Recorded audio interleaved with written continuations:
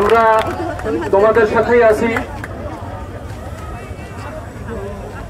এই দাবিটা যেহেতু শুধু ছাত্রছাত্রীদের নয়, এটা সারা বাংলাদেশের সকল ডিপ্লোমা ইঞ্জিনিয়ারদের দাবির বিষয়। এজন্য এখানে বিভিন্ন দাবি দেওয়া আদায়ের জন্য ছাত্র শিক্ষক পেশাজীবী সংগ্রাম পরিষদ নামে প্রত্যেক জেলায় একটা করে সংগঠন আছে, সংগঠন কমিটি গঠন করা হয়েছে। তারাও এগুলি নিয়ে কথা বলছে উচ্চ মহলে, তারাও এই দাবি দেওয়াগুলো নিয়ে সোচ্চার আছে।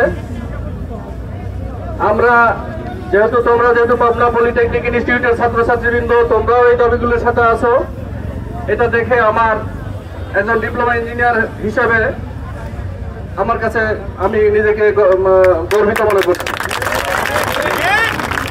তবে আমাদের মূল টার্গেট হলো যে আমাদের দাবি দেওয়াগুলি এগুলি পূরণ করার বিষয় রাষ্ট্রীয় বিষয়। এটা উচ্চ মহলে একটি কমিটি গঠন হয়েছে, সেই কমিটি এই বিষয়গুলি আলাপ আলোচনা করে নিশ্চয়ই তোমাদের এই দাবিগুলি সারা বাংলাদেশ থেকে যেহেতু করে আসছো, তাহলে নিশ্চয়ই একটা পজিটিভ ফলাফল অবশ্যই আমরা আশা করি।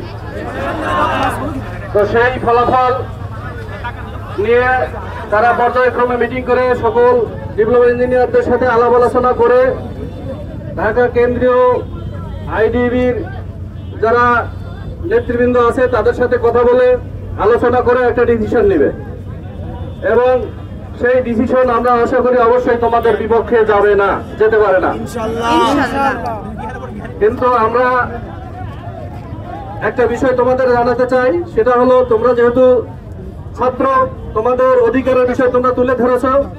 এই বিষয়টা আজকের মিডিয়ার যুগে শুধু নির্দিষ্ট কোনো টিভি চ্যানেল নয়, বহু মিডিয়া আছে, সেই মিডিয়াগুলিতে অলরেডি ফেসবুক সহ বিভিন্ন মিডিয়াতে প্রশাসনের নজরে এসেছে।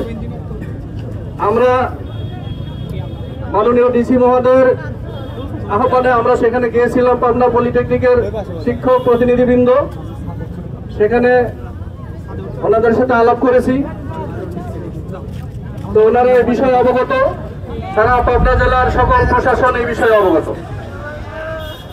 তোমরা যে এই বিষয়টা জানান দিতে পেরেছ, এজন্য তোমাদেরকে ধন্যবাদ। আর আমরা ডিপ্লোমা ইঞ্জিনিয়াররা কোন ধ্বংসাত্মক কাজে বিশ্বাস করি না। আমরা দেশকে গড়ার কাজে আত্মনিয়োগ করি, দেশের গঠনমূলক কাজে আমরা অংশগ্রহণ করি। তোমরা যে আজকে শান্তশিষ্ট ভাবে সুশৃঙ্খল ভাবে এখানে কর্মসূচি পালন করেছো, এজন্য তোমাদেরকে ধন্যবাদ। আমার কথা হলো, আজকে তোমাদের অনেকটা সময় এখানে অবরোধ করেছো। এখানে আমরা যেহেতু কোনো ধ্বংসাত্মক কাজে অংশগ্রহণ করি না, জনগণ কোনো বাধার সম্মুখীন হোক এবং রাস্তাঘাট এগুলি দিয়ে যাতে আমাদের দেশের নাগরিক স্বাচ্ছন্দ্যে সুশৃঙ্খলভাবে চলাফেরা করতে পারে, এইখানে আমরা সেই চলাফেরায় বা তাদের যাতায়াতে কোনো প্রতিবন্ধকতা সৃষ্টি করতে চাই না। তোমরা তোমাদের ন্যায্য দাবি নিয়ে কিছু সময় অবরোধ করেছো, এটা যেহেতু প্রশাসনের নজরে এসেছে, বিভিন্ন মিডিয়াতে অবশ্যই আসবে।